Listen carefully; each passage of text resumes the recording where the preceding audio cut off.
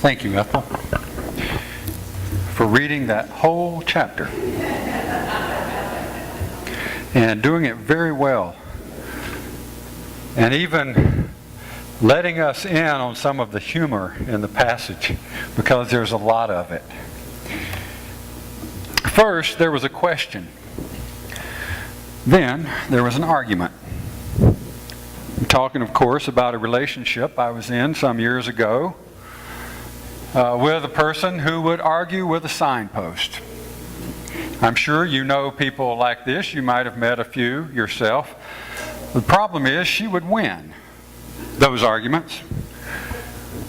Have you been in any arguments this past week?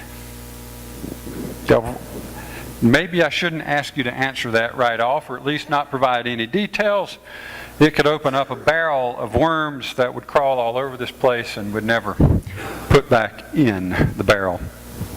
Arguments of one form or another, though, are a part of life. Arguments can be divisive. If one voice believes that it has the right answer and there's only one perspective for looking at the issue, then the argument will probably end in angry departure, such as maybe your argument with your accountant over the acceptable deductions from your income on your taxes in a week or so. Or maybe your argument with the refs on TV during the Carolina game last week.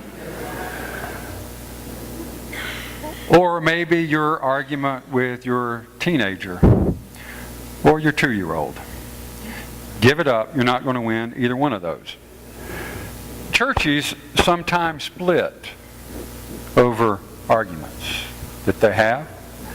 One group stays, one group leaves over important theological arguments such as which version of the Bible should be used in worship,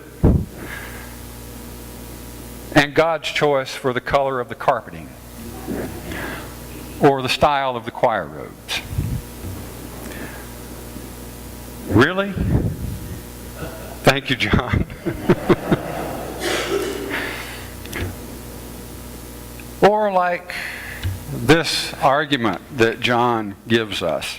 And we know, of course, with any argument what the most important thing in the argument is, right?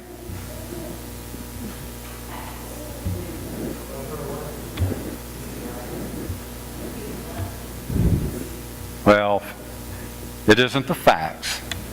It's who gets the last word. You know this. It's who walks away with the last word.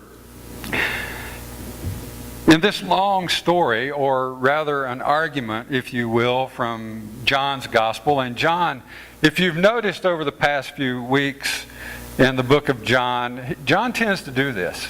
John gives us rather lengthy stories or discussions or dialogues, and this one is actually really a 41-verse argument. First, there's a question raised by the disciples with Jesus about a man who's been born blind. It's a simple argument. It's a simple question. And Jesus disagrees and corrects their faulty assumptions about it. Who sinned, they ask, this man or his parents, that he was born blind? They make a common assumption that one's physical abnormality or physical ability or disability is the result of someone's sin. Well, Jesus, of course, quickly and utterly dismisses any such notion. And he explains that the reason for the blindness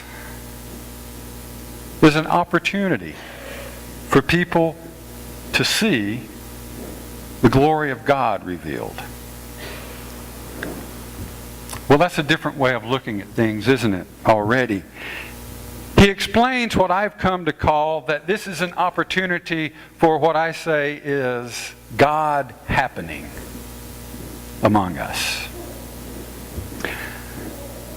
Jesus, with no request from the blind man, and with no questions of the blind man,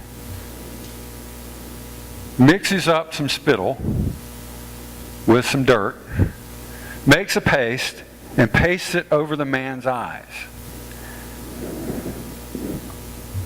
And I found myself thinking, I wonder what was going through the man's mind at that time. Now I have spit mud on my eyes. I can't see any better than I did before, which is not at all. And I don't know what to do with this. But Jesus gives the instruction to go wash in the pool of Siloam. Now we might question Jesus doing this without saying a word. We might question Jesus not asking permission of the man first. And I would ask that question. I will point out that this is one of the very few times, maybe the only time in the Gospels where Jesus performs such an act without either asking permission of the person or asking the person if he or she wants to be made well. Don't know why Jesus doesn't do that here, but he doesn't. And we know that it was okay with the man because what the man does is follows Jesus' instructions. He goes to the pool of Siloam. He washes in the pool. And he comes back. After he's washed, he's able to see. He comes back. And then the real arguments begin. The neighbors argue with each other over the man. Isn't this the man who was blind? How is it he now sees? Others say, no, but it's somebody like him. It's his doppelganger, right? Everybody has a doppelganger, right? That's what it is. It's interesting that now the man can see, and the villagers are in the dark about how it happened. You'll notice this in John's Gospel over and again. He uses images of light and darkness, those who can see and those who can't see. And the ones we think can see the best can't see at all. And the ones we think can't see at all see things more clearly than anybody else in this Gospel. It's true in this story as well. They can't understand what's happened, and the villagers are divided amongst themselves about it. They can plainly see that he can now see, but they can't understand how it is that he now sees. And the Pharisees themselves, they take him to the Pharisees, of course, and they see it the same way. They question whether, and they question whether it was sinful for whoever did this to have done it on the Sabbath. Now, why would they question that? Well, the Sabbath was a pretty sacred thing to them. It came with its religious laws and rituals. It came with preconceived notions about how things ought to go and proceed on the Sabbath day. Now, of course, we don't do that, do we? We don't have a Sabbath. We have a Sunday. We come into worship into this place, and I wonder if maybe we have some preconceived notions about how things ought to go when we walk through those doors. I'll bet we probably do. And I'll bet if we talk to someone on the other side of the room, we'd have different ideas about that. Well, the Pharisees were unwilling to see things any differently. Now, we won't be like that. We'll look at things from others' perspectives. But the Pharisees wouldn't. The villagers, and it's important, by the way, to point out that in the book of John, sin, they use the word sin here, and they say to the man, you were conceived in sin, and are you going to teach us? And the man says, of course, well, anybody knows that nobody can heal blindness unless it's from God. You ought to know that. He's emboldened now by his eyesight and by what's happened. But in the book of John, sin is seen as separation from God. So think about that for a second. How that in this passage, he has been separated not only from God by the villagers and the Pharisees, he's also been separated from social interaction, really, because of his blindness. Jim McNutt gave me permission to tell some of his story about this past week. Jim had cataract surgery, and in his one good eye. Seriously. And It was a very serious thing for him. I asked for some comments about that, and Jim sent me some text messages about you're seeing much better now in your eye that you can see from. And Jim said one of the things that struck me about what he said about his experience of now being able to see is how that eyesight, is such a social sense. He said, we say when we leave each other, "I'll see you later." And it is a social thing, isn't it? And in this passage of Scripture, it's exactly what that is. This man, because he's blind, is separated from society and from God by those religious ones who don't believe it's possible for someone like this man to have been healed by someone like that man, Jesus.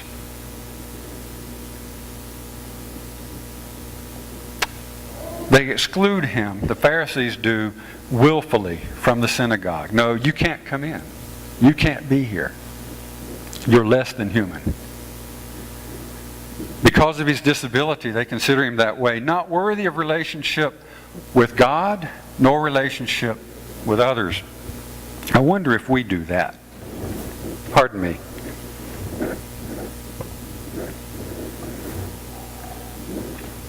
One thing I picked up in Chicago this past week was a sinus infection. And now my throat is dry. I wonder if we do that, exclude others. I know we don't mean to do that. I know that it's our intent to include others in everyone. But when people come to us with special needs, for instance, do they feel welcomed? Is our space welcoming for people with special needs? Are we as likely to invite them to our coffee time or our discussion group or our Sunday school classes or our circle meeting or our spiritual cinema circle? Or are we as apt to invite them into our pancake breakfast to help or the community dinner or out to lunch or into our homes? Well, I can tell you, and it's appropriate that we talk about Eddie today. I know one couple who did this very well. I met Marion and Eddie Duncan several years ago after I had written an editorial piece, and I think it was a newspaper that used to be here in Concord. I know there was the Independent Tribune, but there was one here for a while, just a few years. It had a life. And I wrote an editorial in that several years ago about why gays ought to be included in the church. And it had something to do with God loving all of us. I don't know. And Marion Duncan sent me an email after that, both applauding my position and giving me a stern warning about the fallout I could expect from this community. And we began an email relationship that lasted several months. And at the end of several months later, they came into this church through those doors, Marion and Eddie did, with their children. John and Derek and Michaela and Sarah and Jeremiah. Children with varying degrees of needs, different ages. John was an adult. And it was a challenge. I was challenged. I couldn't understand why two people who already had their own normal children, whatever we mean by that word, and their children, the biological children were adults by the time I knew them, why would two people who already had children of their own take on the awesome responsibility of caring for children with special needs who would require complete and constant care over the years of their lifetime? And Marion and Eddie did this with some 20 or 30 children. Amazing. I was in awe I didn't understand how people could do this. I was a bit like the villagers and the Pharisees. I quickly learned that Marion and Eddie Duncan loved God, and because of that, they loved children because they saw all children as God's children. They had the ability to help children have a home, a place, and parents, something that these kids had never had, at least not in a stable form for any length of time. And in those relationships, God happened. The glory of God was revealed. They weren't willing to let a broken system have the, or at least a limping system, have the last word in the argument about who is to blame for this and what is a person worth. They saw these children and their needs as Jesus saw the man here in this story and his blindness, not as a hopeless problem, but as an opportunity for God's glory to happen in our midst. And my hat is off to them. It was then, it is now. Because I'm not so sure how well I do with that myself. Not only did they welcome them into their homes, they, like Jesus does with the man after he receives his sight, goes to the Pharisees and they shut him out. They cast him out. Jesus seeks him out. Marion and Eddie sought out children with special needs in order to provide a place of safety and comfort and home and parenting. And they did it well. They refused to turn a blind eye toward children of nearly every kind of special need imaginable. And God happened in those relationships. When our own partial blindness excludes others from God's presence in any way, we're sinning according to John. We're separating people from God and from each other. We may not be sinning willfully like the Pharisees were doing. We may not be erecting barriers physically. But like some of the keepers of the tradition, the villagers as well as the Pharisees, we certainly have our blind spots. A few years ago, I had a few of my own blind spots pointed out. I found myself in a defensive driving class. Haha, funny, huh? Because you know why and how someone winds up in a defensive driving class. Say amen if you've been to one.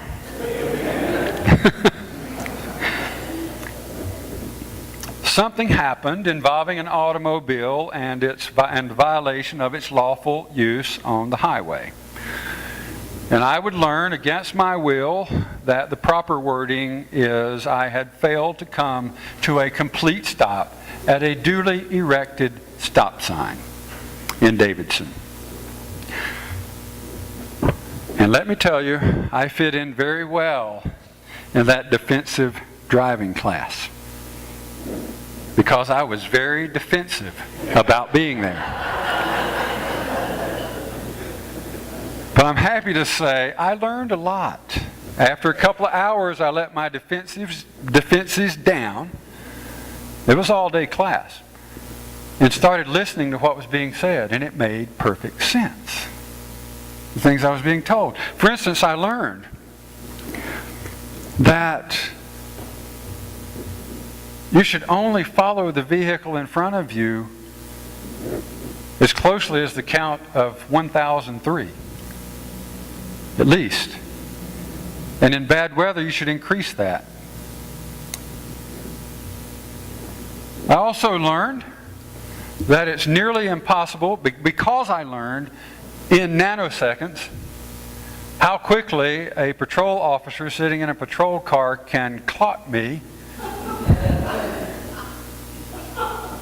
that it's nearly impossible for me to see that patrol car and get my foot on the brake before I've been clocked. Just some wisdom you might want to apply in your own driving. But one of the greatest things I learned, and most challenging, was how to eliminate my blind spots. You want me to tell you how to do that? Okay, here it goes. Now, first of all, let me say this is counterintuitive. The translation of that is you're not going to believe it. Okay? So let's understand that. So sitting in the driver's seat, now imagine yourself, you're sitting in the driver's seat. Now you need to lean over to the driver's side. That's this way for you, unless you're from Britain. And you put your head against the window, or almost against the window, and you adjust your mirror so you can see down the left side of the automobile. And you come back to the driver's position, and you move over to the middle of the vehicle, and you adjust the right side mirror so you can now see down the right side of the car. Got it? Come back to the middle, and when you return to the driving position, you'll feel immediately safer, because you won't be able to see a blessed thing behind you. But you will be able to see your blind spots, which, you know where those are. They're located, is it the C-pillars that are the parts of the roof that go down to the back of the car? And when you look over there in that lane to this side or to that side through your side mirrors, you'll be able to see what's there in the blind spot at your rear quarter panels. Now, seeing your blind spots takes some getting used to. But as the instructor said I would, I did get used to it after 3 years. I'm a slow learner. It takes a lot of practice. It takes a lot of intentionality. Don't expect seeing our relational blind spots and our spiritual blind spots to be any easier. In fact, recognizing those and resolving them, eliminating them, requires even greater resolve and much more practice and patience with others and with ourselves. And it takes being intentional about it.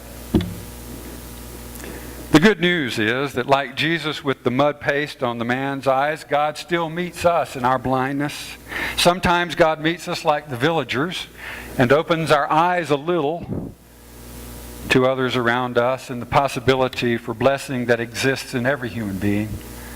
Sometimes God meets us like the blind man did with the Pharisees and challenges our relational and religious eyes. At the end of the story, Jesus seeks the man out, meets him again, and this time not only does the man get physical sight, he gets spiritual sight. He sees Jesus for who Jesus is, who John wants him to see Jesus as, which is as the Messiah. One of the marks of the Messiah was that sight would be restored to the blind, that justice would be restored. The man sees Jesus this way. John never refers to these stories as miracles. He always refers to them as signs. Signs of who Jesus is. And in this story, Jesus is the one who opens our eyes to the glory of God among us in those we might least expect. The last word of this story is that God meets us in our blindness and helps us see. We all have blind spots. Become aware of your relational blind spots. We all prejudge people. The lists are long. People who are transgender, immigrant families, people who speak a different first language than we do, people of a different religious faith and belief, people of a different political persuasion, young, old, tall, short, black, white, brown, and any other color. And you will encounter them this week. You'll be in a place like Jesus and the disciples. When you find yourself in that place, ask yourself, what are my blind spots about him or her? And then, because confusion will come with new vision, have hope that even in your blindness there is an opportunity for God's glory to be revealed in you. and for you to open others to God's glory. Like Jesus with the blind man, maybe your eyes will be opened to God's glory from unexpected sources and places. Maybe even a beggar in Concord. And you'll have the opportunity, like Jesus, to get in the last word. And it'll be a word of love and healing and understanding. Amen.